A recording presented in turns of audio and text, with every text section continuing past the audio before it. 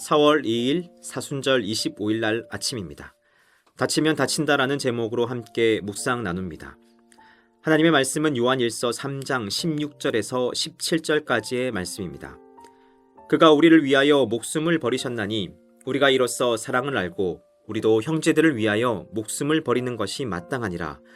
누가 이 세상의 재물을 가지고 형제의 궁핍함을 보고도 도와줄 마음을 닫으면 하나님의 사랑이 어찌 그 속에 거하겠느냐.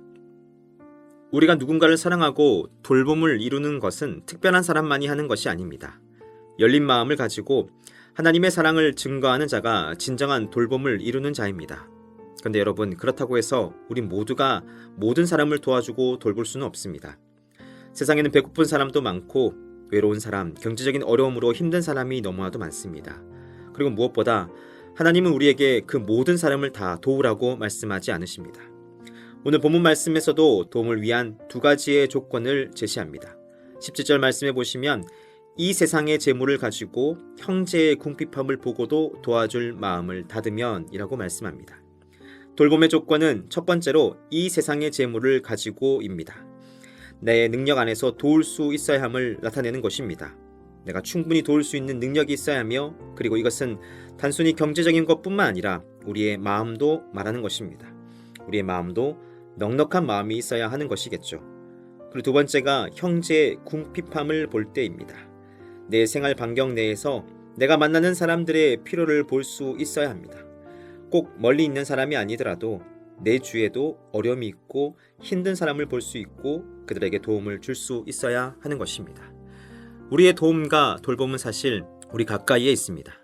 내가 가지고 있는 영역 안에서 내가 할 수 있는 방법으로 섬기고 돌보는 것, 그리고 무엇보다 그때마다 도와줄 마음이 생기면 그 마음을 막아서는 안 되는 것입니다.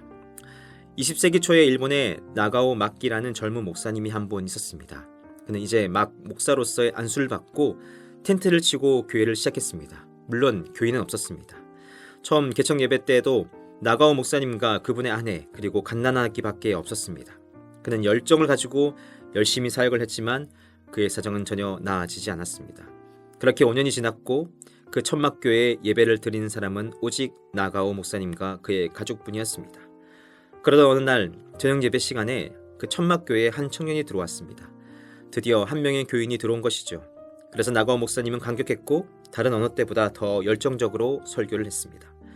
그렇게 예배를 마치고 그 청년과 식사를 나누게 되었는데, 그런데 갑자기 이 청년이 식사 도중에 피를 토하는 것이었습니다. 그는 폐병 환자였습니다.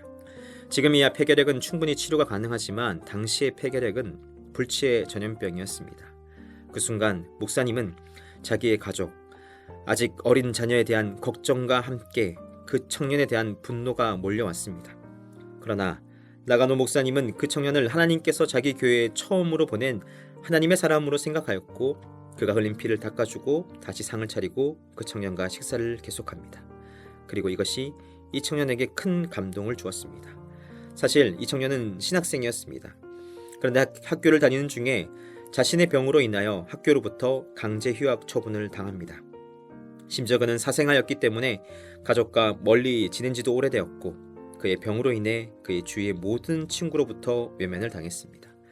그는 모두에게 버림받은 자신을 비관했고 하나님을 향한 그의 믿음까지도 사라져 버렸습니다. 그런 그를 나가오 목사님은 따뜻하게 대해주었고, 심지어 나가오 목사님은 그 청년을 자기 집에 데리고 가서 같이 살면서 그의 병을 치료하고 보살펴 주었습니다. 그리고 하나님의 은혜와 그 나가오 목사님의 부부의 보살핌으로 그 청년은 병을 완쾌하게 되었고, 그는 다시 신학교에 가서 목사가 되었습니다. 그리고 그 청년이 바로 일본 빈민구제 사역으로 유명한 가가와 도요키코 목사님이십니다. 목사가 된 그는 후에 고베와 도쿄의 수많은 빈민을 위해 섬김과 봉사의 삶을 살았습니다. 그리고 후에는 중국에 건너갔고 거기서 중국 빈민을 위한 삶을 사셨습니다.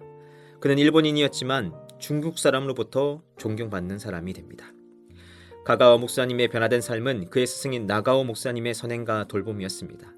그 한 사람을 통한 돌봄이 일본 빈민과 나아가 중국 빈민을 구하는 위대한 일에 쓰임받는 사람으로 세워지도록 한 것입니다. 사랑하는 여러분, 하나님의 형상으로 창조된 인간 모두에게는 이웃의 고통과 아픔을 보면 불쌍히 여기는 마음이 있습니다. 불쌍히 여기는 마음, 내가 돌보아 주어야 하지 않을까라는 이 마음을 외면하지 않고 그것을 삶으로 통해 증거하는 삶이 진정한 돌봄을 생활하는 자의 삶의 모습입니다. 저와 우리 모두가 오늘을 살아가며 다친 마음이 아닌 열린 마음으로, 그리고 하나님이 주시는 선한 마음과 긍휼의 마음으로 진정한 돌봄을 실천하는 우리 모두가 되시기를 주님의 이름으로 축복합니다. 기도하겠습니다. 성령께서 사랑을 베풀라는 마음을 주실 때 외면하지 않는 사람이 되기 원합니다. 작은 사랑의 실천에서 시작하여 주님의 사랑이 내 안에서 점점 커져가게 하소서. 예수님의 이름으로 기도합니다. 아멘.